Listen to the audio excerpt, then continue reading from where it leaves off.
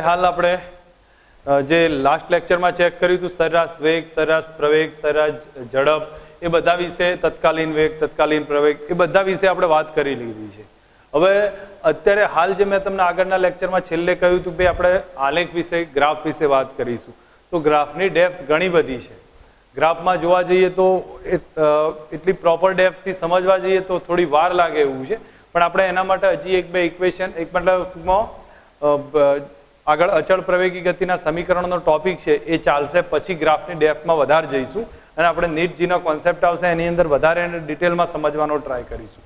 અત્યારે હાલ હું એનસીઆરટી બેઝ ગ્રાફની ડિટેલ ભરું છું કે એનસીઆરટીમાં જેટલા ટોપિકને થોડું સમજાયું છે તો એ ટોપિકને આપણે ગ્રાફના રિલેટેડ ચેક કરીએ છીએ, જેથી કરીને તમને એક ફંડામેન્ટલ આઈડિયા ગ્રાફ વિશે સમજ આવી જાય અને અન્ડરસ્ટેન્ડ થઈ જાય. તો જેથી કરીને આગળના ટાઈમમાં જ્યારે ગ્રાફની ડેપ્થ લઈશું તો એમાં એ વસ્તુનો ઉપયોગ આવશે, તો એની તમને આખી પરફેક્ટ ક્લિયર રહેશે. તો હું માનું ત્યાં સુધી શરૂઆતનો ગ્રાફનો ટોપિક આજે આપણે એનસીઆરટી બેઝ કોન્સેપ્ટ છે, જેટલું લઈએ છીએ એટલું શાંતિથી સમજવાનો ટ્રાય રાખો. હવે બીજું તમને કહું છું કે આના પછી જ્યારે બી આપણે ગ્રાફનો ટોપિક આવશે તો એમાં આનો ફંડામેન્ટલ ઉપયોગ તો થતો જ હશે. એટલા માટે અહીંયા સમજીએ છીએ તો આપણે 2-3 ટાઈપના ગ્રાફની વાત કરીશું, એક્સ વર્સિસ ટી, વી વર્સિસ ટી, એ વર્સિસ ટી. તો અહીંયા 3 ગ્રાફમાં પહેલા હું એક્સ વર્સિસ ટીના કેટલા ગ્રાફ બને છે એની વાત કરું છું. જો એક્સ વર્સિસ ટીમાં વાસ્તવમાં બધા ગ્રાફની વાત નહીં કરું, કારણ કે બધા ગ્રાફ આપણે એનસીઆરટીમાં આપ્યા નથી, તો જેટલા આપ્યા છે એ આધારિત વાત કરીશ અને બીજા ગ્રાફ છે આપણે નેક્સ્ટ લેક્ચરમાં આવશે ત્યારે કહીશું. તો એક્સ વર્સિસ ટીમાં જો આ ગ્રાફ આપ્યો હોય તો આ ગ્રાફની અંદર આપણને જો સીધી કન્ડિશન બતાવી છે, તો આ સ્થિતિ જ્યારે પણ આપી હોય તો તમને સીધો અંદાજ હશે કે આ કન્ડિશનમાં સમય જતો જાય છે પણ અંતર કપાતું નથી, એનો મતલબ પદાર્થ સ્થિર છે. તો આ કોના માટે થયું કે સ્થિર પદાર્થ છે. સ્થિર પદાર્થ હોય તો વેગ કેટલો થાય? 0 થાય. વેગ 0 હોય તો પ્રવેગ કેટલો થાય? 0 થશે. આ સ્થિતિ આપણને આપી છે. મે બી કોઈ સર્ટેન કન્ડિશનમાં પ્રવેગ 0 થાય એવું જરૂરી હોતું નથી, પણ છતાંય આપણે વેગ 0 થાય એ તો લખી શકીએ છીએ. ચલો હવે એક્સ વર્સિસ ટી નો ગ્રાફ થયો. હવે આ એક ગ્રાફ આના માટે થયો. બીજો એક ગ્રાફ ચેક કરીએ. તો ધારો કે એક્સ વર્સિસ ટી નો આવો ગ્રાફ આપ્યો હોય. હવે એક્સ વર્સિસ ટી નો આ ગ્રાફ આપ્યો હોય તો તમે અહીંયા સમજી શકો છો આનો ખૂણો કેટલો છે? થીટા છે. હવે ખૂણો થીટા છે તો આપણને આનો ઢાળ કેટલો થાય? મેં તમને આગળ સમજાવ્યું હતું, એમ બરાબર tan થીટા થાય. હવે ઢાળ એ શું બતાવી દેશે? ડેલ્ટા એક્સ ભાગ્યા ડેલ્ટા ટી. ઢાળ એ બતાવશે ડેલ્ટા એક્સ ભાગ્યા ડેલ્ટા ટી. એનો મતલબ સરેરાશ વેગ બતાવી દેશે, બરોબર? ટૂંકમાં વેગ બતાવી દેશે. તો આનો ઢાળ વેગ બતાવે છે. હવે તમે જોવા જાવ તો ખૂણો તો કેવો રહેશે? અચળ રહેશે. એનો મતલબ ઢાળે કેવો રહેશે? અચળ છે. તો આ ગ્રાફ આપણને રજૂ કરે છે કે વેગ કેવો છે? અચળ છે. અને વેગ કેવો, ઢાળ કેવો છે? પોઝિટિવ છે.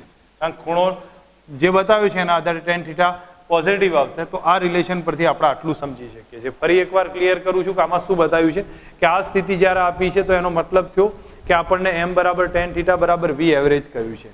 હવે આ વેગ અચળ છે કારણ કે ખૂણો અચળ છે. ખૂણો અચળ એટલે ઢાળ અચળ થયો, એનો મતલબ વેગ અચળ છે. અને ઢાળ ધન છે કારણ કે આ જે વેગ પોઝિટિવ થઈ જશે આ સ્થિતિમાં. આટલી એક ડિટેલ ખબર રાખવાની. હવે બીજી કન્ડિશન અહીંયા એક્સ વર્સિસ ટી ના આલેખમાં ચેક કરીએ.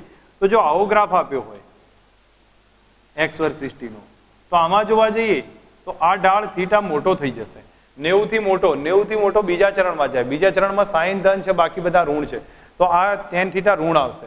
તો આનો ઢાળ થશે m બરાબર tan થીટા અને એને આપણે delta x by delta t બી કહી શકીએ, પણ એ v બાર નેગેટિવ આવશે, ઋણ આવશે, બરોબર? એટલે વેગ અચળ તો ખરો પણ કેવો હશે? નેગેટિવ હશે. બસ આટલી એક સમજ રાખો. તો આ 3 ગ્રાફ વિશે મેં થોડી વાત કરી. હવે મહત્વનો ચોથો ગ્રાફ છે. ચોથો ગ્રાફ વાત કરું એના પહેલા થોડીક ડિટેલમાં એક સ્પર્શક વિશે વાત કરી લઉં છું, જે આગળમાં મેં તમને વાત કરીને હિન્ટ આપી હતી. એક્સ વર્સિસ ટી નો કોઈ આવો ગ્રાફ આપ્યો હોય, જેમ કે આ ટાઈપનો ગ્રાફ છે. હવે આપણે પર્ટિક્યુલર એ અને બી પોઈન્ટની વાત કરું છું. એ અને બી પોઈન્ટ, એને જોડતી રેખાનો જે ઢાળ આવશે એ આપણા માટે એવરેજ બતાવશે, એટલે કે વી બાર સરેરાશ વેગ બતાવશે. એ બે પોઈન્ટને જોડતી રેખાનો જે ઢાળ આવ્યો એ વી બાર બતાવે છે. પણ એને કોઈ પર્ટિક્યુલર પોઈન્ટને સ્પર્શતી રેખા દોરી દઈએ અને એનો જે ઢાળ આવશે એ આપણને તત્કાલીન વેગ બતાવશે. એટલે તત્કાલીન વેગ v વડે બતાવ્યું છે, આને એવરેજ સરેરાશ વડે બતાવ્યું. તો અહીંયા તમે જોવા જાવ તો આ સ્થિતિ જ્યારે હોય તો આ સ્થિતિ કા સ્થિતિ, તો આમાં સ્પર્શક દોરો કે રેખાખંડ દોરો, બંને સરખું જ થઈ જાય છે. તો આમાં તત્કાલીન અને સરેરાશ બંને કેવા હશે? સરખા હોય. એટલા માટે હું અહીંયા વી બાર બરાબર વી કરી શકું ને અહીંયા પણ એ જ લખી શકું. કારણ કે આ સ્થિતિ એવી છે કે આમાં કોઈ પણ પોઈન્ટે આપણે ઢાળ દોરીશું તો તત્કાલીન સરેરાશ બંને કેવા આવશે? સરખા જ આવશે. આમાં જોયું તો એ અને બી ને જોડ્યો તો એક અલગ ઢાળ આવ્યો, અહીંયા જોયું તો એક સ્પર્શકનો અલગ આવ્યો. તો જ્યારે રેખાખંડ જોડવામાં આવે, રેખાખંડ હશે એ આપણને શું બતાવી દેશે? સરેરાશ વેગ બતાવશે. જ્યારે સ્પર્શક હશે એ આપણને તત્કાલીન વેગ બતાવશે. આમાં બંને સરખા થશે. બસ આટલો એક કોન્સેપ્ટ ધ્યાન પર રાખો. પછી આપણે બીજો એક ગ્રાફની પેટર્ન સમજીએ છીએ. ઓકે, હવે એનાથી આગળ ચેક કરીએ. તો ધારો કે આપણને આ રીતનો ગ્રાફ આપ્યો છે. હવે આવો ગ્રાફ આપ્યો છે આપણને, તો આ ગ્રાફમાં તમે જોવા જશો એક્સ વર્સિસ ટી નો જ છે.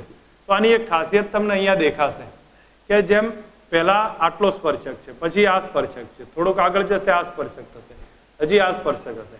તો જેમ જેમ સ્પર્શકનો ખૂણો છે એ ઓબ્ઝર્વ કરો, જેમ જેમ આગળ જતા જઈએ છીએ એમ ખૂણો મોટો થતો જાય છે. તો ખૂણો મોટો થતો ગયો ને તો એનો મતલબ કે ટેન થીટા વધતો ગયો, ટેન થીટા મોટો થતો જાય છે.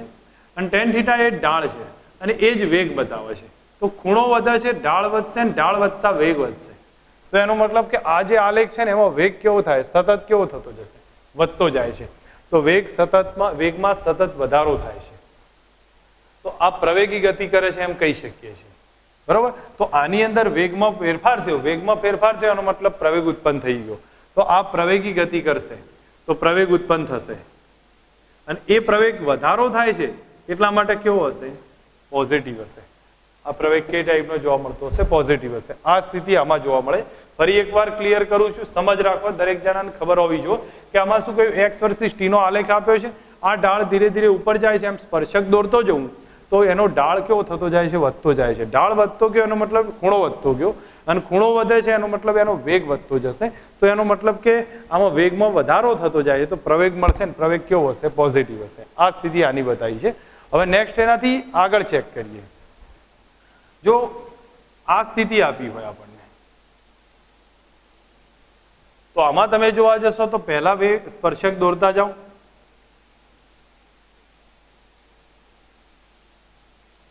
તો જેમ જેમ તમે જોતા જાઓ છો પહેલાનો ખૂણો કેવો છે? કમ્પેરેટિવ મોટો છે. પછી કેવો થાય છે? નાનો થાય છે. હજી એનથી નાનો, અહીંયા 0 થઈ ગયો, પાછો નેગેટિવમાં વધતો જશે. દેટ મીન્સ એનો ખૂણો કેવો થતો ગયો? ધીરે ધીરે ધીરે ઘટતો ગયો, ઘટ્યા પછી પાછો નેગેટિવમાં જતો જાય છે. તો એનો સીધો અર્થ થયો કે અહીંયા આપણને ઢાળ ઘટતો જાય છે. ઢાળ ઘટતો ઘટતો ઘટતો 0 થયો.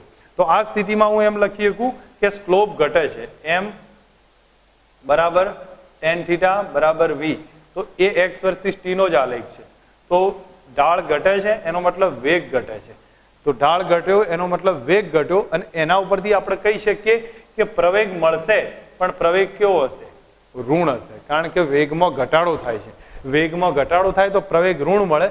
તો આને આપણે પ્રવેગ કહીએ છીએ અને આને પ્રતિપ્રવેગ કહેવામાં આવશે, કારણ કે ઋણ હશે. તો વેગમાં ઘટાડો થાય છે તો આને આપણે પ્રતિપ્રવેગ કહી શકીએ છીએ, કારણ કે વેગમાં સતત ઘટાડો કરે છે. આ કોન્સેપ્ટ પરથી એટલું સમજી શકાય. આ બે કોન્સેપ્ટ પરથી, જો અંતર્ગોળ ઉપરની તરફ જતો હોય તો વેગમાં શું થાય છે? વધારો થશે. અને જો અંતર્ગોળ નીચેની તરફ આવતો હોય તો વેગમાં ઘટાડો થાય. તમને ટેક્સ્ટબુકમાં એ જ રીતે યાદ કર્યું છે. એક્સ વર્સિસ ટી ના આલેખમાં જો અંતર્ગોળ ઉપરની તરફ હોય તો વેગમાં શું થાય છે? વધારો થશે અને પ્રવેગ કેવો હશે? ધન હશે. જો એક્સ વર્સિસ ટી ના આલેખમાં અંતર્ગોળ નીચેની તરફ હોય તો વેગમાં શું થાય? ઘટાડો થાય અને પ્રવેગ કેવો હશે? ઋણ હશે.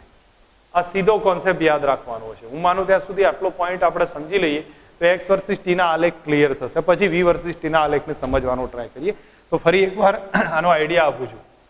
દરેક જણા શાંતિથી સમજવાનો ટ્રાય રાખે કે જો આ સ્થિતિ આપણને આપી છે તો આમાં સ્થિર પદાર્થ માટે છે, એનો વેગ કેટલો છે? 0 છે. એ તો આપણને ખબર હોય. આ સ્થિતિમાં જોયું તો ઢાળ અચળ રહે છે, કારણ કે ઢાળ બદલાતો નથી ને એક્સ વર્સિસ ટી નો. તો ઢાળ એ જ વેગ બતાવશે, અને આમાં સરેરાશ વેગ એ શું થઈ જશે? તત્કાલીન વેગ. તો વેગ અચળ છે એનો મતલબ ઢાળ અચળ થયો અને એ પોઝિટિવ હશે. આની અંદર જોઈએ તો ઢાળ તો અચળ છે પણ કેવો છે? નેગેટિવ છે. વેગ અચળ છે પણ નેગેટિવ જોવા મળશે. નેક્સ્ટ એના પછી આપણે આમાં જોયું તો ઢાળ વધતો ગયો તો વેગ વધતો ગયો, પણ એ વધતો જાય છે એટલે ધન ગણી શકીએ. આમાં વેગ ઘટતો જાય છે એટલે ઋણ ગણ્યું છે. બરોબર છે? અને આમાં પ્રવેગ પ્રોડ્યુસ થશે. તો આ બંને કન્ડિશનમાં આપણને ક્લિયર ખબર હોવી જોઈએ કે કઈ રીતથી રજૂ થાય છે. ઓકે, નેક્સ્ટ આ એક નોટ કરી લેવાનું છે તમારા લોકોએ. આ નોટ કર્યા પછી આપણે આગળનો પોઈન્ટ સમજીશું કે આગળના પોઈન્ટમાં આપણે V વર્સિસ T ના ગ્રાફની ચેક કરીએ છીએ. તો હું માનું ત્યાં સુધી તમે નોટ કરી લેજો, પછી હવે V વર્સિસ T ના ગ્રાફને સમજવાનો ટ્રાય કરીએ. ખાસ મહત્વનો પોઈન્ટ આ છે, જો x વર્સિસ t માં અંતરગોળ ઉપરની તરફ હોય તો વેગમાં વધારો થશે, પ્રવેગ ધન હશે. નીચેની તરફ હોય વેગમાં ઘટાડો થાય, પ્રવેગ ઋણ જોવા મળશે. હવે V વર્સિસ T નો આલેખ આપું છું. તો V વર્સિસ T ના આલેખમાં અહીંયા ચેક કરું V વિરુદ્ધ T નો આલેખ, તો તમને ખ્યાલ આવે છે અહીંયા વેગ કેવો રહેશે. આ કન્ડિશન થશે તો વેગ અચળ છે.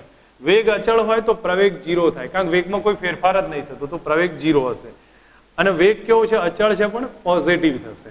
અહીંયા ચેક કરું V વર્સિસ T નો આલેખ છે, તો અહીંયા જોશો તો -V0 છે.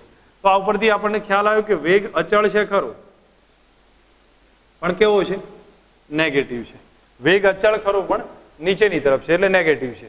હવે એના પછી આપણે અહીંયા સમજવાનો ટ્રાય કરી અને બીજા ગ્રાફ પ્લોટ કરીએ. તો બીજા ગ્રાફમાં આપણે અહીંયા ચેક કરીએ છીએ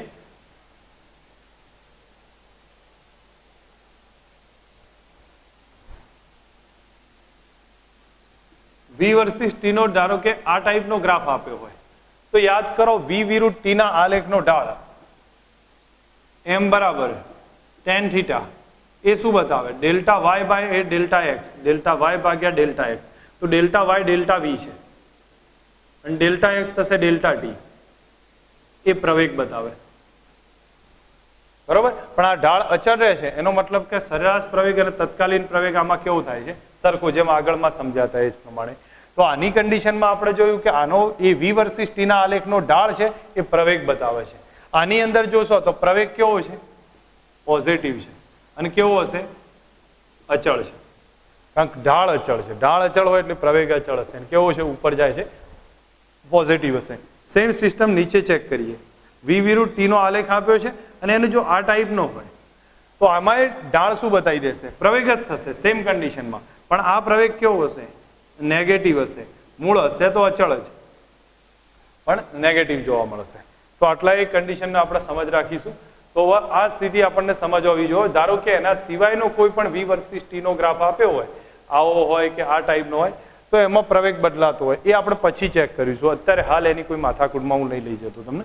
બીજું, A વર્સિસ T નો ગ્રાફ કદાચ સમજ આવે ને આપણને પૂછાય તો આપણે એની અંદર હું કહી શકું, આ જે A વિરુદ્ધ T નો ગ્રાફ આપ્યો છે તો આ A પ્લસ હશે અને અહીંયા હોય તો A માઇનસ હોય, તો આ આપણા માટે પ્રવેગ થઈ ગયો. કારણ કે ધન છે ને એટલે પ્રવેગ થશે, ઋણ છે એટલા માટે કયો લખી શકીએ, પ્રતિપ્રવેગ છે. કન્ડિશન તો બંને ધ્યાન રાખો. આ ધન છે એટલા માટે પ્રવેગ છે, અને આ ઋણ છે તો આપણા માટે પ્રતિપ્રવેગ થઈ જશે. અને આ રીતનો ગ્રાફ આપણને ક્લિયર થવી જોઈએ. હું માનું ત્યાં સુધી ગ્રાફમાં થોડોક બેઝ આઈડિયા આવ્યો હશે. આટલાને થોડા શું કહેવાય કે એક બે વાર રિવાઇઝ કરશો, પોતાની રીતે નોટમાં વાંચશો, સમજશો. તૈયાર કરવાનું, ગોખવાનું હું વધારે નહીં કહેતો, પણ પ્રોપર અન્ડરસ્ટેન્ડિંગ આવી જવી જોઈએ કે આ ગ્રાફમાં આ નેચર હોય છે અને આના કારણે આ રિલેશન બને, જેથી આગળના ગ્રાફનો મેઇન ટોપિક આવશે તો એમાં તમને વધારે ખબર પડશે. બરોબર, આ એક ધ્યાન પર રાખો. હવે ક્ષેત્રફળની વાત કરું છું. મહત્વનો ટોપિક અહીંયા આવે છે, ક્ષેત્રફળની વાત આવશે. તો આપણે ક્ષેત્રફળમાં x વિરુદ્ધ T નો આલેખ નહીં લેતા, પણ V વિરુદ્ધ T નો આલેખ લઈએ છીએ, જેથી કરીને ક્ષેત્રફળમાં એમાં ક્લિયર પડે. હવે જો V વિરુદ્ધ T નો આલેખ લઉં, અહીંયા V વિરુદ્ધ T નો આલેખ મેં અહીંયા લીધો છે અને એમાં આપણે મેં આ રીતનો ગ્રાફ પ્લોટ કર્યો છે. હવે આ ગ્રાફ પ્લોટ કરું અને આનો ઢાળ છે એ આપણને ખબર છે કે આ આલેખનો ઢાળ થશે એ પ્રવેગ બતાવશે. અને પ્રવેગ કેવો છે, પોઝિટિવ છે અને અચળ છે, જે તો આપણે આગળ જોઈ લીધું. એને મારે વધારે ચર્ચા નહીં કરવી. પણ આનો જે એરિયા બનશે, સમજો આનો T સાથે જે એરિયા બનાવશે, આ એ એરિયા આપણને શું બતાવશે, ઢાળ તો શું બતાવે છે, પ્રવેગ બતાવે છે ને એ અચળ છે ને પોઝિટિવ છે. પણ જે એરિયા કહીએ છીએ, ક્ષેત્રફળ, એ આપણને બતાવશે 1/2 પાયો ગુણ્યા વેધ, અથવા જે બી બનતું હોય. તો આ જે એરિયા બનાવ્યો એ V ઇન્ટુ T બતાવે, V ઇન્ટુ T. અને V ઇન્ટુ T એટલે શું કહેવાય, તો એ તો ડેલ્ટા એક્સ થશે. તો ડેલ્ટા એક્સ એટલે કે સ્થાનાંતર, સ્થાનાંતર એ બતાવે અથવા પથ લંબાઈ એ બતાવે, ડિપેન્ડ થશે. આપણે એને સમજીશું. તો યાદ રાખજો, V વિરુદ્ધ T નો આલેખ છે એનો જે એરિયા થશે એ આપણને શું બતાવી દેશે? ડેલ્ટા એક્સ બતાવશે. ડેલ્ટા એક્સ એટલે આપણે એને સ્થાનાંતર બી કહી શકીએ, અમુક વખતે પથ લંબાઈ પણ આવે છે. હવે પથ લંબાઈ સ્થાનાંતર કઈ રીતે થશે? તો આપણે અહીંયા ગ્રાફને પ્રોપર સમજીએ કે ધારો કે આ રીતનો ગ્રાફ આપ્યો હોય. હવે સમજો આ એ વી વિરુદ્ધ ટી નો જ આલેખ છે, એમ ધારી લીધું છે. વી વિરુદ્ધ ટી નો આલેખ છે. આની વેલ્યુ છે 0, અહીંયા છે 20, અહીંયા છે 30, આટલું આપણે ધાર્યું છે. આ વેલ્યુ હશે +10 છે, સમજી લો આ +10 છે, અને અહીંયા વેલ્યુ લઈ લઈએ છીએ -10. આટલી સ્ટેપ આપણને આપ્યું છે. 0 છે, 10, 20 અને આ કન્ડિશન આપી છે. હવે તમને એમ કે આનો એરિયા શોધો, અને એ શું બતાવે છે? તો આપણે પથ લંબાઈ એ શોધવી છે, સ્થાનાંતરે શોધવીશું. તો અહીંયા સમજ રાખો, પહેલા આપણી પાસે બે એરિયા છે, એક આ એરિયા અને બીજો A2 એરિયા. તો હું A1 શોધી કાઢું. તો A1 કેટલો છે? 1/2 ત્રિકોણ છે ને, તો 1/2 પાયો થશે 20 થાય, અને વેધ છે કેટલો? તો 10 છે. ફરી સમજો, 1/2 પાયો કેટલો? 20 - 0 એટલે 20 થયા, અને વેધ છે 10. તો આને A1 મળ્યો. તો A1 આપણે ચેક કરીશું તો 100 મળશે. 100 મીટર A1 મળી ગયો, કારણ કે આપણને અંતર જ બતાવશે એનો એરિયા. હવે A2 ચેક કરું છું. તો A2 બરાબર પણ એ જ રીતે 1/2 પાયો કેટલો? 30 - 20 એટલે એ 10 થાય. 30 - 20 એટલે 10 થશે, અને વેધ કેટલો? -10 છે. તો -10 આવે. ધેટ મીન્સ આન્સર થયો -50 મીટર. તો તમને એટલી તો સમજ આવી જવી જોઈએ કે ઉપરનો એરિયા હશે કેવો હશે? પ્લસ હશે. નીચેનો એરિયા હશે કેવો હશે? માઇનસ હશે. બરોબર. હવે તમને જ્યારે પથ લંબાઈ પૂછાય અને સ્થાનાંતર પૂછાય ત્યારે શું કરશો? તો પથ લંબાઈ પૂછાય તો બે અંતરોનો સરવાળો કરવાનો. જેમ કે આપણે અહીંયા સમજતા હતા કે આમથી આમ જઈએ છીએ અને પાછા રિટર્ન આમ આવીએ, તો પથ લંબાઈમાં તો બધાનો શું કરતા? સરવાળો કરતા. પણ સ્થાનાંતરમાં એવું નહોતા કરતા, બાદબાકી કરતા હતા. તો પથ લંબાઈમાં સરવાળો કરવાનો. ધેટ મીન્સ A1 + A2 બંનેના મૂલ્યનો. તો 100 + 50 બરાબર કેટલા આવ્યા? 150 મીટર પથ લંબાઈ થઈ. જ્યારે સ્થાનાંતર કેટલું થાય? તો બાદબાકી કરીશું. તો 100 - 50 બરાબર 50 મીટર શું થઈ ગયું? સ્થાનાંતર થયું. આ એક કોન્સેપ્ટ છે V વર્સિસ T ના આલેખના એરિયાનો. તો પહેલા મેં તમને અહીંયા હિન્ટ આપી એ પ્રમાણે ફરી એક વખત સમજીએ કે V વિરુદ્ધ T નો જો આલેખ આપ્યો હોય તો આ આલેખનો જે ઢાળ છે એ તો પ્રવેગ બતાવી દે છે, એ અચળ છે, એ કન્ડિશનમાં સમજીએ. પણ એરિયા છે એ સ્થાનાંતરે બતાવે ને પથ લંબાઈએ બતાવશે. તો આવી સ્થિતિમાં જ્યારે એરિયા આપ્યો હોય આપણને, તો આ જે એરિયા આપણે ચેક કર્યો 1/2 પાયો ગુણ્યા વેધ કરી, તો એ આપણને ખબર પડી કે 100 મીટર થયો છે. નીચેનો એરિયા ચેક કર્યો તો એ -50 મીટર થયો. તમારે યાદ જ રાખવાનું, ઉપરનો એરિયા પ્લસ નીચેનો માઇનસ થશે. હવે તમને પથ લંબાઈ પૂછે તો બેના એરિયાનો સરવાળો કરી દેવાનો સીધો. તો પથ લંબાઈ પૂછે તો આ 100 + 50 કરી નાખ્યું, 150, અને સ્થાનાંતર પૂછ્યું તો બેની બાદબાકી થઈ. આ રીતે આપણે સ્થાનાંતરે ફાઇન્ડ કરીએ, પથ લંબાઈએ ફાઇન્ડ કરી શકીએ છીએ. પહેલી કન્ડિશન આ થશે. હવે એના પછી સરેરાશ વેગે ફાઇન્ડ કરીએ કે સરેરાશ ઝડપ પણ ફાઇન્ડ કરી શકીએ છીએ. બધી મેથડ આપણને ખબર પડી. જો મેં V વર્સિસ T નો આલેખ આપ્યો, હવે હું લઉં છું A વર્સિસ T નો આલેખ. તો હું અહીંયા ચેન્જ કરું છું.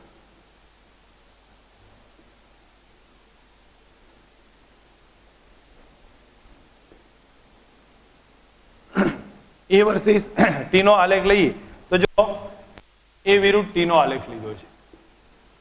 તો A વિરુદ્ધ T ના આલેખનો ઢાળ હશે એ આપણને બતાવી દેશે. ચલો ઢાળની આની જરૂર નહીં પડે, સોરી મારાથી લખવામાં ભૂલ થઈ. એવું કોઈ ભૌતિક રાશિ હમણાં વ્યાખ્યાયિત કરી નથી, એટલે એની કોઈ મતલબ નથી A/T નો. પણ એનો જે એરિયા છે એ આપણને બતાવશે ΔV. કારણ શું કે આ A બરાબર શું લખાય? ΔV ભાગ્યા ΔT. તો ΔV બરાબર શું લખાય? A × ΔT. તો આટલો પ્રવેગ A હોય અને આ ΔT હોય તો A × ΔT જેટલો એરિયા આવે. ધેટ મીન્સ એ આપણને ΔV બતાવે. ΔV એટલે વેગનો ફેરફાર થયો, વેગનો થતો ફેરફાર બતાવે છે. હવે આ સ્થિતિ તમારે ધ્યાન રાખવાની છે કે આનો એરિયા ΔV બતાવે છે. જેમ કે અહીંયા વેલ્યુ લઈ લઉં છું, આ 0 છે, આ A થશે 10, અહીંયા હું ધારી લઉં છું સમય છે 30 સેકન્ડ, આટલું આપ્યું છે. અને તમને એમ કહી દે કે આ સ્થિતિમાં પ્રારંભિક વેગ V0, પ્રારંભિક વેગ 10 મીટર/સેકન્ડ છે, તો અંતિમ વેગ V કેટલો થાય? આવી સ્થિતિમાં દાખલો પૂછી કાઢ્યો. આપણે રેન્ડમ બનાવ્યો છે. અહીં 0 થયું, આ 30 થયું, આ એ 10 મીટર/સેકન્ડ સ્ક્વેર છે પ્રવેગ, અને આવું આપ્યો છે, પછી એમ કીધું પ્રારંભિક વેગ 10 મીટર પર સેકન્ડ છે, તો અંતિમ વેગ કેટલો થાય? તો હવે સ્થિતિને અહીંયા કન્ડિશનને સમજો કે આનો એરિયા છે ને એ જ ડેલ્ટા વી બતાવે, તો આનો એરિયા કેટલો થાય? એ બરાબર 1/2, પાયો કેટલો 30 અને વેધ કેટલો 10 થશે. તો આપણે ચેક કરીશું, તો એ બરાબર થઈ જશે 150 થશે.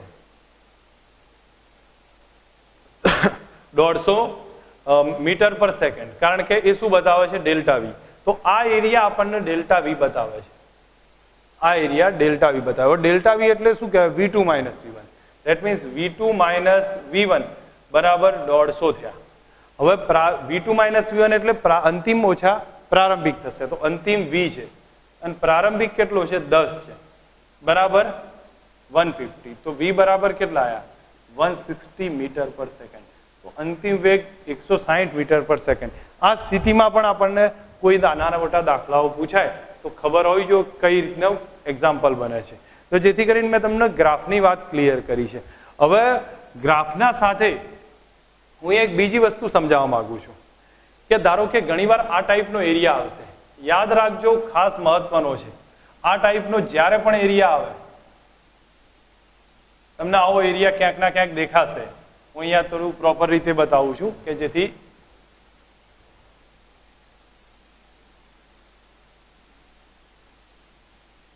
સમજી લો આ V વર્સિસ T નો આલેખ છે અને તમને આવો એરિયા દેખાતો હોય તો અહીંયા આ પોઈન્ટ V1 હશે, આ પોઈન્ટ થશે V2, આ ટાઈમ T1, આ T2. તો આનો એરિયા તમે બીજી રીતે ફાઇન્ડ કરી શકો. જેમ કે શું કરશો તમે? આ ભાગને અહીંયા ત્રિકોણથી ડિવાઈડ કરી દો, તો આ ત્રિકોણના આનો એરિયાનો સરવાળો કરો, બરોબર છે. પણ હું માનું ત્યાં સુધી સીધી એક મેથડ છે જે આનો એરિયા બતાવે છે. આનો એરિયા ટોટલ થતો હોય એ જેટલો, તો એ બરાબર થશે આ બેનો સરવાળો V1 પ્લસ V2 બાય 2, એનું એવરેજ લીધું તો V1 પ્લસ V2 બાય 2 અને આ બેનો ડિફરન્સ T2 માઇનસ T1. હું માનું ત્યાં સુધી યાદ રાખજો, આગળ જતા એક્ઝામ્પલમાં અથવા થિયરીમાં યુઝ થઈ જશે. આનો એરિયા કેટલો? તો V1 પ્લસ V2 બાય 2 અને અહીંયા થાય T2 માઇનસ T1. તો ગમે ત્યારે આવે તો આનો એરિયા ફાઇન્ડ કરી કે થર્મોડાયનેમિક્સમાં આ એરિયાનો યુઝ થશે. તો હું માનું ત્યાં સુધી અત્યારથી જ આપણને સમજ હોવી જોઈએ કે કઈ રીતે ઉપયોગ થાય છે. આપણે સરેરાશ વેગ, તત્કાલીન વેગ, સરેરાશ પ્રવેગ, તત્કાલીન પ્રવેગ વિશે NCERT-માં ચેક કર્યું છે. હું માનું ત્યાં સુધી હજી આપણે આલેખ વિશે સમજવાનું છે, પણ ડેપ્થમાં આલેખ વિશે આપણે નેક્સ્ટ 1-2 લેક્ચર્સમાં ચેક કરીએ છીએ. પણ અત્યારે હાલ છે સરેરાશ ઝડપ, સરેરાશ વેગ, એનો બેઝિક આઈડિયા ક્લિયર કરીએ જેથી કરીને આપણને એનો એક પ્રોપર અંદાજ રહે. સરેરાશ વેગ વિશે જે આપણે ટેક્સ્ટબુકમાં ભણ્યા છીએ એને એકવાર રિપીટ કરી દઈએ અને પછી એનાથી આગળનો ડેપ્થમાં સરેરાશ વેગ, સરેરાશ ઝડપ વિશેની વાત કરીએ છીએ. તો હું અહીંયા સરેરાશ વેગ વિશે લખું છું. સરેરાશ વેગ એટલે આપણને એટલો તો અંદાજ આવશે જ કે પથ લંબાઈ ભાગ્યા સમયગાળો થાય, સ્થાનાંતર ભાગ્યા સમયગાળો, જેને આપણે સીધા શબ્દોમાં લખીએ કે delta x by delta t એમ લખી શકીએ છીએ. આટલું એક સૂત્ર સરેરાશ વેગનું મળે છે. આ સદિશ રાશિ છે, એનો એકમ છે મીટર પર સેકન્ડ અથવા કિલોમીટર પર અવર આવે છે. એના પછી સરેરાશ ઝડપની વાત કરીએ છીએ. સરેરાશ ઝડપ એટલે પથ લંબાઈ ભાગ્યા સમયગાળો થાય. પથ લંબાઈ ભાગ્યા સમયગાળાને આપણે એ જ રીતે લખીએ છીએ. એ અદિશ રાશિ છે. કેમ રાશિ છે અદિશ? કારણ કે પથ લંબાઈ અદિશ છે. એનો એકમ પણ મીટર પર સેકન્ડમાં આવશે. હવે આપણે એક બીજી વાત કરું છું, કિલોમીટર પર અવરનું મીટર પર સેકન્ડમાં કન્વર્ટ કઈ રીતે કરવું. એના સિવાય એક વસ્તુ બતાવું છું, તમને ખ્યાલ હશે કે પથ લંબાઈ અને સ્થાનાંતર એ બેમાં તમને ખ્યાલ હશે પથ લંબાઈ સ્થાનાંતર કરતા મોટી અથવા એના જેટલી જોવા મળે.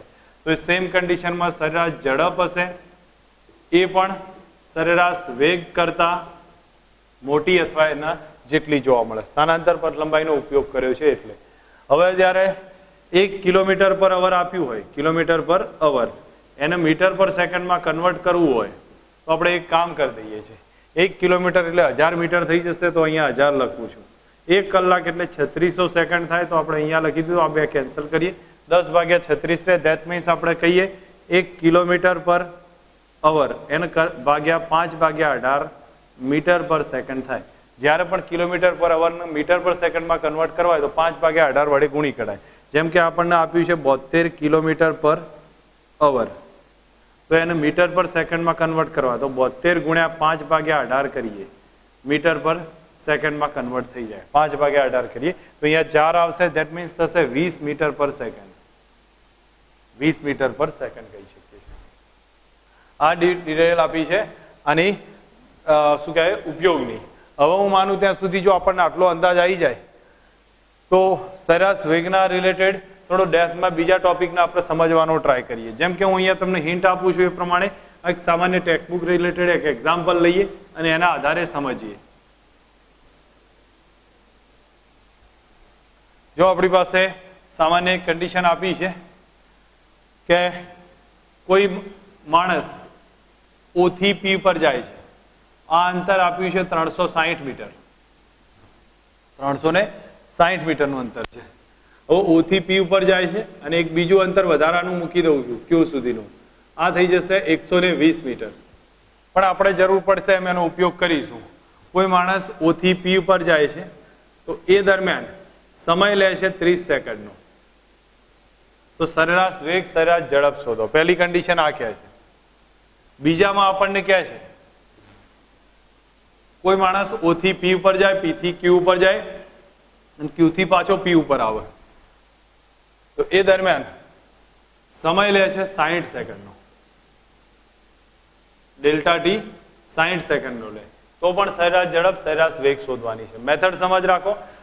O થી P ઉપર જાય 30 સેકન્ડનો સમય લે ત્યારે સરેરાશ ઝડપ, O થી P, P થી Q અને Q થી પાછો P ઉપર આવે ત્યારે સરેરાશ ઝડપ કેટલી થશે. તો અહીંયા આપણે આના માટે પહેલા તો પથ લંબાઈ શોધી કાઢીએ.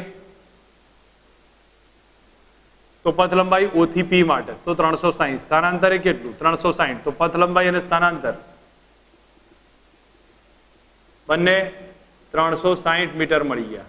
તો આપણા માટે એક રિઝલ્ટ તો આમાં આન્સર ઈઝી કરી નાખ્યું છે કે જોવા જઈશું તો સરેરાશ વેગ સરેરાશ ઝડપ બંને સરખા આવશે. અને કેટલા હોય સ્થાનાંતર કે પથ લંબાઈ 360 ભાગ્યા સમય કેટલો 30 છે તો 30 કરી નાખીએ તો અહીંયા કેન્સલ કરીશું 12 મીટર પર સેકન્ડ આનો આન્સર મળશે. સરેરાશ વેગ ગણો સરેરાશ ઝડપ ગણો કેટલા આવ્યા 12 મીટર પર સેકન્ડ. પણ ધારો કે O થી P જશે, P થી Q જશે અને Q થી P, O થી P, P થી Q અને Q થી P તો પથ લંબાઈ કેટલી થાય તમે વિચારી શકો છો. પથ લંબાઈ બરાબર અને સ્થાનાંતર બરાબર. O થી P 360 વત્તા 120 પાછો Q થી P આવે એટલે 120 તો પથ લંબાઈ થશે 360 વત્તા 120 વત્તા 120 બરાબર 600 મીટર થાય. આટલી થઈ જશે. સ્થાનાંતરને ચેક કરીએ તો સ્થાનાંતરમાં સમજવા જઈશું તો સ્થાનાંતર થશે આપણી પાસે O થી P, કારણ કે ફાઇનલ O ઉપર છે ને ફાઇનલ ક્યાં આવી જાય છે P ઉપર, તો O થી P જ આવશે તો સ્થાનાંતર થઈ જશે 360 મીટર. સમયગાળો છે 60 સેકન્ડ. તો પહેલા સરેરાશ વેગની વાત કરું. સરેરાશ વેગ બરાબર સ્થાનાંતર ભાગ્યા સમયગાળો ભાગ્યા સમય. સ્થાનાંતર કેટલું છે 360 ભાગ્યા 60 બરાબર 6 મીટર પર સેકન્ડ આવે આન્સર. આનો આટલો આન્સર થશે. સરેરાશ ઝડપની વાત કરું. સરેરાશ ઝડપ એ થઈ જશે પથ લંબાઈ ભાગ્યા સમયગાળો. તો પથ લંબાઈ કેટલી છે આપણી જોડે 600 છે. 600 ભાગ્યા સમયગાળો 60, સોરી અહીંયા તો આપણને સીધું જ 10 મીટર પર સેકન્ડ મળશે. તો આના ઉપરથી કેટલો આવી જશે હવે તમે સમજ રાખો. O થી P જાય, P થી O થી P જશે તો સિમ્પલ છે. પથ લંબાઈ સ્થાનાંતર કેટલું આવ્યું 360, 360 ભાગ્યા સમયગાળો 30 કરો. સરેરાશ ઝડપ સરેરાશ વેગ સરખા છે. પણ ધારો કે O થી P જાય, P થી Q જાય અને Q થી પાછો P આવે તો સ્થાનાંતર કેટલું થાય 360 વત્તા 120 વત્તા 120 એટલે 600 થશે. સોરી પથ લંબાઈ. અને સ્થાનાંતર કેટલું થયું O થી P જ થયું 360 થયું. બસ પછી તો સમયગાળાને ભાગીને આપણને આન્સર મળી જશે. એક પેટર્ન આ થશે. બીજી એક મેથડ મહત્વની હવે ચાલુ થાય છે જેને આપણે સમજીએ.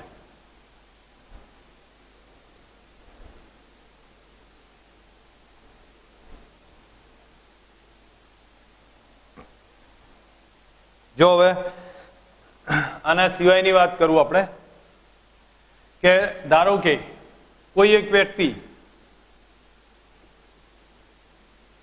D1 અંતર કાપે છે V1 ઝડપથી, D2 અંતર કાપે છે V2 ઝડપથી, D3 અંતર કાપે છે V3 ઝડપથી. આવા દાખલા બની શકે. આપણે સૂત્ર કહી શકીએ અને એક પેટર્ન બી કહી શકીએ. બરોબર, આપણને યાદ હોવી જોઈએ. D1 ઝડપ V1 ઝડપ D1 અંતર V1 થી, D2 અંતર V2 થી અને D3 અંતર V3 ઝડપથી કાપે છે. તો આપણે એક કામ કરી શકીએ, આટલા આની સરેરાશ ઝડપ શોધવી છે. સરેરાશ ઝડપ શોધવી સીધું ના કરી શકીએ આમાં. તો એક કામ કરવાનું, આનો સમય શોધવો પડશે. તો આપણે એક કામ કરીએ કે ઝડપ V1 બરાબર શું લખાય? અંતર ભાગ્યા સમય. તો આનો સમય T1 બરાબર શું લખાશે? D1 upon V1 થાય. સેમ સિચ્યુએશનમાં ઝડપ V2 બરાબર શું લખાશે? અંતર D2 ભાગ્યા સમય T2. સમય T2 બરાબર આવશે D2 ભાગ્યા V2. થર્ડ કન્ડિશનમાં V3 બરાબર થશે D3 ભાગ્યા T3. તો T3 બરાબર થશે D3 ભાગ્યા V3 થાય. હવે આપણે આનો યુઝ કરી શકીએ કે સરેરાશ ઝડપ બરાબર કુલ અંતર ભાગ્યા કુલ સમય. કુલ અંતર કેટલું? તો આપણે કહીએ D1 વત્તા D2 વત્તા D3 કુલ અંતર થયું. અને કુલ સમય કેટલો? T1 વત્તા T2 વત્તા T3. કોઈ પણ વખતે આ જ મેથડનો યુઝ કરી શકીએ છીએ. બરાબર, હવે તમારે T1 T2 T3 ની કિંમત મૂકી દો તો એક નવું સૂત્ર બનશે આપણને.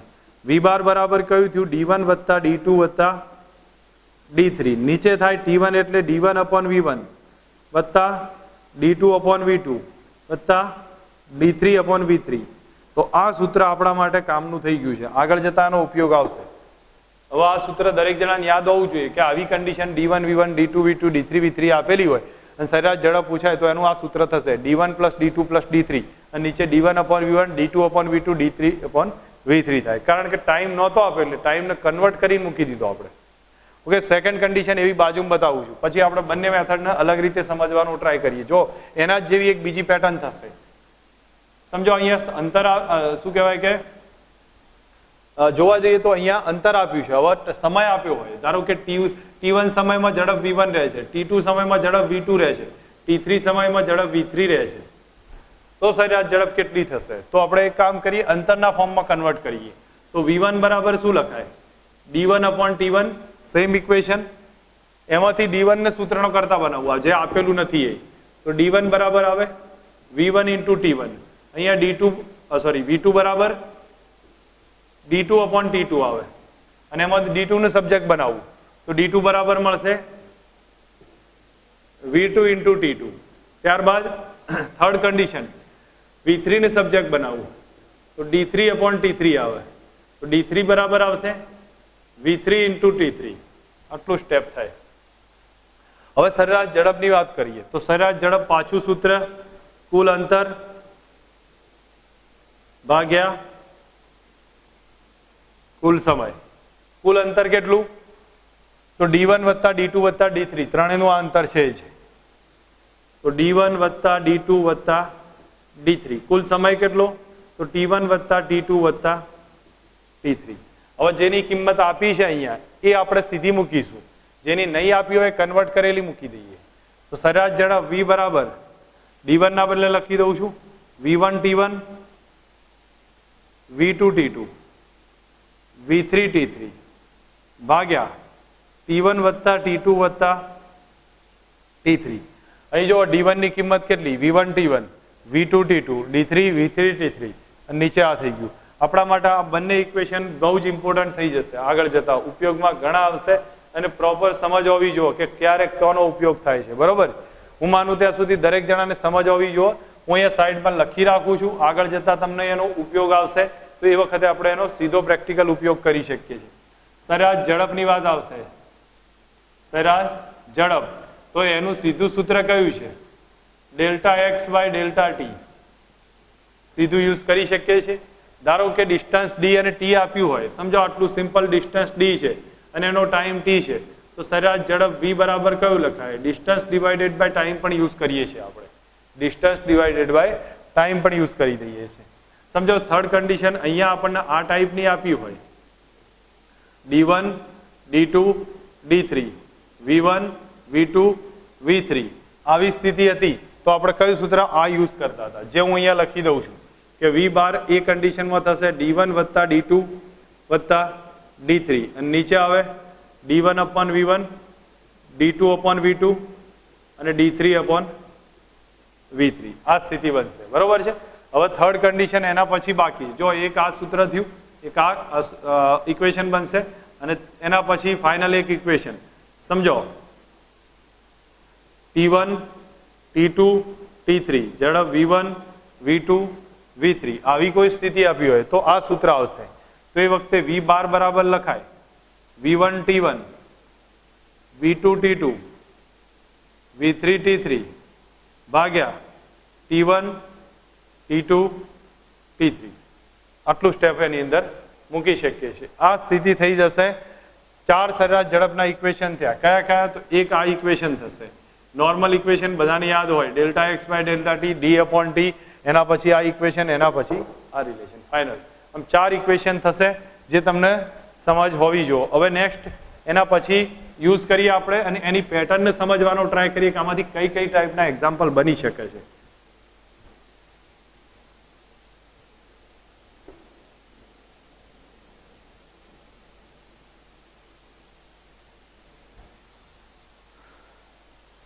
એક રકમ તમે નોટ કરી શકો છો. હું બોલું છું એ પ્રમાણે અથવા અહીંયા લખતો જઉં છું, એની સાથે સાથે રકમ બોલતો જઉં છું. રકમ નોટ કરી રખાય કે સમજો એક વ્યક્તિ એ થી બી પર જાય છે, એ થી બી પર જાય છે. 10 કિલોમીટરનું ડિસ્ટન્સ છે, 10 કિલોમીટરનું ડિસ્ટન્સ છે એ અને બી વચ્ચે. તો એ થી બી પર જતો હોય ત્યારે એની ઝડપ છે v1 બરાબર 6 કિલોમીટર પર અવર. જતો હોય ત્યારે 6 કિલોમીટર પર અવર. રિટર્ન આવતો હોય ત્યારે એની ઝડપ છે 3 કિલોમીટર પર અવર. તો એની સરેરાશ ઝડપ એટલે કે v બાર કેટલા થાય? હવે આના માટે તમે સમજો કયું ઇક્વેશન યુઝ થશે. તો તમે એક વસ્તુ વિચાર કરો, જવા માટે કેટલું અંતર કાપે છે? d1 10, રિટર્ન આવવા માટે કેટલું કાપશે? 10. પણ ઝડપ બંનેની આપેલી છે. તો આના માટે આ યુઝ કરી શકું કે અહીંયા જુઓ, એણે શું કર્યું છે? d1 બરાબર 10 કિલોમીટરનું અંતર કાપ્યું છે. d2 બરાબર કેટલું કાપ્યું? રિટર્ન આવ્યો ત્યારે 10. આ વખતની ઝડપ કેટલી હતી? 6 ની હતી. પાછો આવ્યો ત્યારે ઝડપ કેટલી હતી? 3 ની હતી. ધેટ મીન્સ કયું ઇક્વેશન બને? જો જતી વખતે 10 કિલોમીટર અંતર, રિટર્ન આવતા 10 કિલોમીટર અંતર, જતા ઝડપ 6 ની, વળતા ઝડપ 3 ની. તો આપણને આ ડી અને વી આપ્યા છે. તો હું માનું ત્યાં સુધી આ ઇક્વેશન યુઝ થઈ જશે. તો આપણે એનો જ સૂત્ર કિંમતમાં લઈએ છીએ. વી બાર બરાબર લખું છું d1 વત્તા d2 અને નીચે d1 upon v1, d2 upon v2. કિંમત મૂકતા જઈએ તો વી બાર બરાબર d1 પ્લસ d2 એટલે 10 વત્તા 10 20 થયા. અને નીચે d1 અપોન v1 તો d1 અપોન v1 10 ભાગ્યા 6 વત્તા d2 અપોન v2 10 ભાગ્યા 3. હવે એક કામ કરી દઈએ, આમાં લસા લઈએ તો નીચે લસા 6 નો આવે છે. તો અહીંયા તો 10 રાખીશું, અહીંયા 2 વડે ગુણવા પડશે. ધેટ મીન્સ થશે ઉપર 20 અને નીચે 10 વત્તા ઉપર 2 વડે ગુણીશું એટલે 20 થઈ જશે. નીચે લસા આવશે 6 નો. લસા શોધતા તો આવડતું હોવું જોઈએ. ઉપર જતો રહેશે એટલે 6 થશે. તો 20 ગુણ્યા 6 ભાગ્યા નીચે 30 રહેશે. તો સરેરાશ ઝડપ આપણે ચેક કરીએ તો અહીંયા આપણને મળશે, આ 0 કેન્સલ થઈ જશે તો 4 કિલોમીટર પર અવર મળે. ધ્યાન પર આવવું જોઈએ કે આની સરેરાશ ઝડપ કેટલી આવી જશે? 4 કિલોમીટર પર અવર. આપણે આ રિલેશનને સમજીને તૈયાર કરી શકીએ છીએ અને મેથડથી એનો ઉપયોગ પણ કરી શકીએ. જે લોકોને કન્ફ્યુઝન હોય એમના માટે ફરી બતાવું છું. જતા 10 કિલોમીટર, વળતા 10 કિલોમીટર, ઝડપ 6, વળતા ઝડપ 3. તો આપણે d1 પ્લસ d2 નીચે આ સૂત્ર છે યુઝ કરીએ છીએ. તો આપણે કિંમત મૂકતા જઈએ 10 વત્તા 10 અને 10 ભાગ્યા 6 અને 10 ભાગ્યા 3. લસા લઈ લો, એક રિઝલ્ટ આવશે. ઓકે, બીજો એક એક્ઝામ્પલ એવું આપણે ટ્રાય કરીએ. એમાં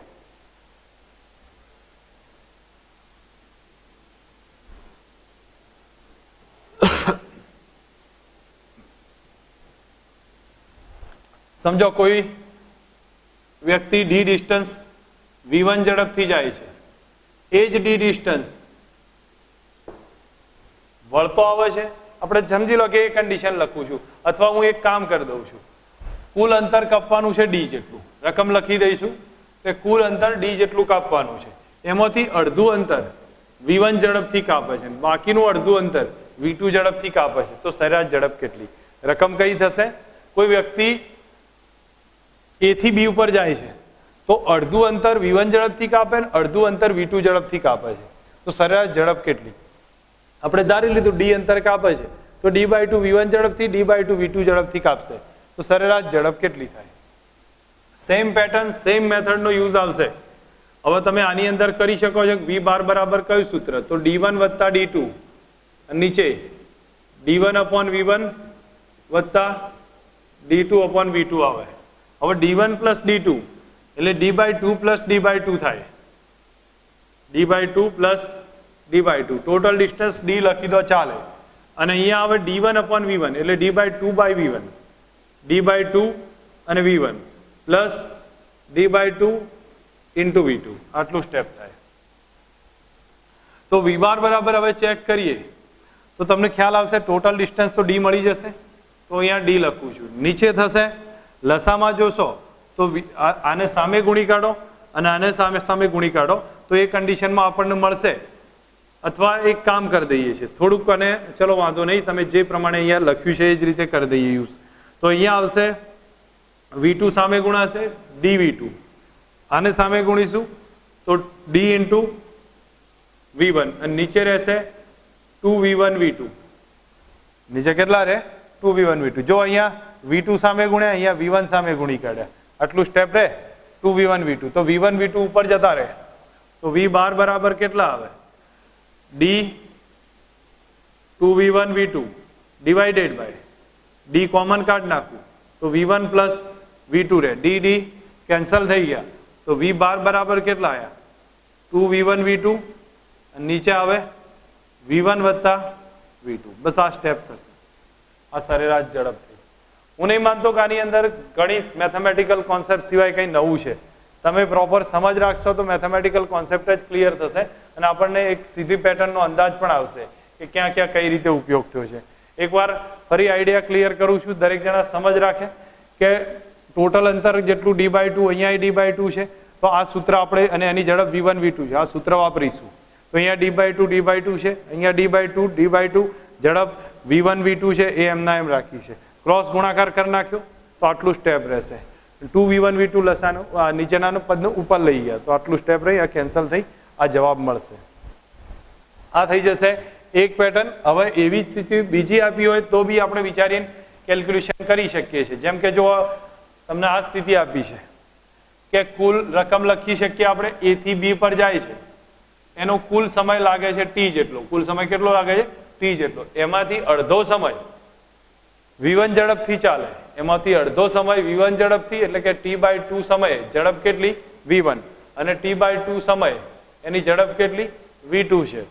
તો સરેરાશ ઝડપ કેટલી? રકમ લખવાની છે કે કુલ સમયના અડધા સમયને v1 ઝડપથી ચાલે, અડધા સમયને v2 ઝડપથી ચાલે, તો સરેરાશ ઝડપ કેટલી થાય? હવે એક કામ કરી દઈએ, આવી સ્થિતિ આપી હોય તો પણ v એવરેજ નું સૂત્ર v અને t વાળું, તો કયું સૂત્ર આવે? v1 t1 વત્તા v2 t2 ભાગ્યા t1 વત્તા t2, આપણું છેલ્લું ઇક્વેશન. આ યુઝ કરી શકીએ, બરોબર છે. હવે તમે એની અંદર કિંમત મૂકતા જાઓ તો v1 into t/2 plus v2 into t/2, અને નીચે t1 પ્લસ t2 એટલે t/2 પ્લસ t/2 એટલે ટોટલ ટાઈમ 30 થઈ જશે. t/2 પ્લસ t/2 એટલે ટોટલ ટાઈમ 30 થશે. t ને કેન્સલ કરી નાખીએ તો v એવરેજ બરાબર કેટલા આવ્યા? v1 વત્તા v2/2 થાય સરેરાશ ઝડપ. તો આ પેટર્નની સરેરાશ ઝડપ કેટલી આવે? v1 પ્લસ v2/2 થાય. મેથડ ચેક કરતા જશો, સમજતા જશો તો ક્લિયર થઈ જશે આમાં કઈ રીતે યુઝ થાય છે. ચલો એક બીજી પેટર્ન બતાવું છું તમને, આનો જ ઉપયોગ છે અને મૂળ બધી એના એકના એક રીતનું રિલેશન બનતું જશે. આપણને ક્યાંક ના ક્યાંક આવા દાખલાઓ દેખાશે. સમજો આપણને એક રિલેશન આપ્યું છે અને એની અંદર કહેવામાં આવ્યું છે કે ભાઈ કોઈ પદાર્થ d જેટલું અંતર બંને અંતર સરખા છે એટલે ડી જેટલું અંતર v ઝડપથી કાપે છે, બીજું ડી જેટલું અંતર v2 બરાબર 60 ની ઝડપે એટલે v1 બરાબર v છે અને બીજું 60 કિલોમીટર પર અવરની ઝડપે કાપે છે. v એવરેજ એટલે કે v બાર એ 48 મીટર પર કિલોમીટર પર અવર છે. તો v1 કેટલા રકમ સમજો. આપણે એમ કહી શકીએ કે ભાઈ કોઈ પદાર્થ એ થી બી ઉપર જાય છે તો અડધું અંતર v ઝડપે જાય, અડધું અંતર 60 ની ઝડપે જાય અને એની એવરેજ ઝડપ છે 48, તો v કેટલા, v1 કેટલા. પાછું સૂત્ર એના એ લખી દઈએ તો v એવરેજ બરાબર કયું સૂત્ર, d1 વત્તા d2 અને d1 અપોન v1 વત્તા d2 અપોન v2. અહીંયા આની કિંમત 48 લખું છું, એવરેજમાં 48 છે. d1 પ્લસ d2 એટલે 2d ડાયરેક્ટ લખું છું, d1 પ્લસ d2 એટલે 2d થઈ ગયા. નીચે આવે d અપોન v તો d અપોન v વત્તા અહીંયા થાય d અપોન 60. આટલું રિલેશન યુઝ કર્યું છે. હું માનું ત્યાં સુધી d કેન્સલ થઈ જશે, આપણને સીધી સમજ આવે, d કેન્સલ થઈ જાય, અહીંથી 2 કેન્સલ થાય એટલે 24 રહે. તો અહીંયા આપણે લખીએ છીએ 24, આ કેન્સલ થાય એટલે 24 કર્યા, અહીંથી d કેન્સલ કરી નાખ્યા તો આપણને રહેશે કેટલા, 1 divided by 1 upon v plus 1/60. આટલું સ્ટેપ રહે. હવે આને યુઝ કરી અને સોલ્વ કરવાનો ટ્રાય કરીએ તો સોલ્વ કરતી વખતે આપણે આના રિલેશનને સમજીએ તો ક્રોસમાં ગુણાકાર કરી દો. તો ક્રોસ ગુણાકાર કરીશું તો આપણને કયું સ્ટેપ આવી જશે ચેક કરીએ. તો સામ સામે લઈ લઈએ છીએ, 60 વત્તા v થશે. સોરી, એક મિનિટ, મારી લખવામાં ભૂલ થઈ છે. 24 બરાબર 1 અપોન 60 વત્તા v સામે ગુણ્યા અને નીચે રહેશે 60v. આ 60v ને ઉપર લઈ જાઓ તો 24 બરાબર 60v નીચે 60 વત્તા v થાય. હવે આમાંથી મે બી કેન્સલ થતું હોય તો કેન્સલ કરી નાખીએ. 12 દુ 24 થાય, 12 પંચું 60 થશે. તો અહીંયા આપણે 5 લખી દઈએ અને અહીંયા 2 લખું છું તો 2 બરાબર 5v અને નીચે 60 પ્લસ v કરી શકીએ. 12 પંચું 60, 12 દુ 24 છે, સામે ગુણી કાઢો તો 120 વત્તા 2v બરાબર 5v થાય. આમાંથી બાદ થાય 3v રહેશે બરાબર 120, 3v 120 તો v બરાબર 40 કિલોમીટર પર અવર આવે. v બરાબર કેટલા થશે, 40 કિલોમીટર પર અવર થશે. મેથડ ચેક કરી લેજો, v બરાબર 40 કિલોમીટર પર અવર. મેથડમાં કંઈ નથી, ગણતરી છે. ગણતરીના આપણે ફિઝિક્સ સાથે રિલેશન ના કહી શકીએ, એ મેથ્સનો ટોપિક છે અને પ્રેક્ટિસથી તમને ખ્યાલ આવે ગણતરીનું કોઈ ફિઝિક્સ સાથે રિલેશન નથી. બરોબર છે, તમારે ફક્ત આ કોન્સેપ્ટ સુધી ફિઝિક્સનું રિલેશન આવે છે. આપણે એને ફરીવાર એકવાર સમજીએ કે આ કન્ડિશનમાં કહે છે શું, ડી ઝડપ અડધું અંતર કેટલી ઝડપે જાય છે, v અડધું અંતર 60 ની ઝડપે, સરેરાશ ઝડપ થાય છે 48 ની. તો આપણે v ની કિંમત કેટલી, v1 ની કિંમત કેટલી, તો આ સૂત્ર લખ્યું. હવે d1 છે d પ્લસ d એટલે 2d કર્યા, d અપોન v અને અહીંયા d અપોન 60 કર્યા બરાબર 48. તો કેન્સલ કરી આ 24 વાળું આ સૂત્ર રહેશે, સામ સામે ગુણાકાર કરો તો આ કન્ડિશન આવી, ઉપર જશે 60v થશે. હવે આમાંથી કેન્સલ કરીએ તો અહીં 2 રહે, અહીંયા 5 રહેશે, સામે ગુણી કાઢો તો v બરાબર 40 મળી જશે. એક રિલેશન.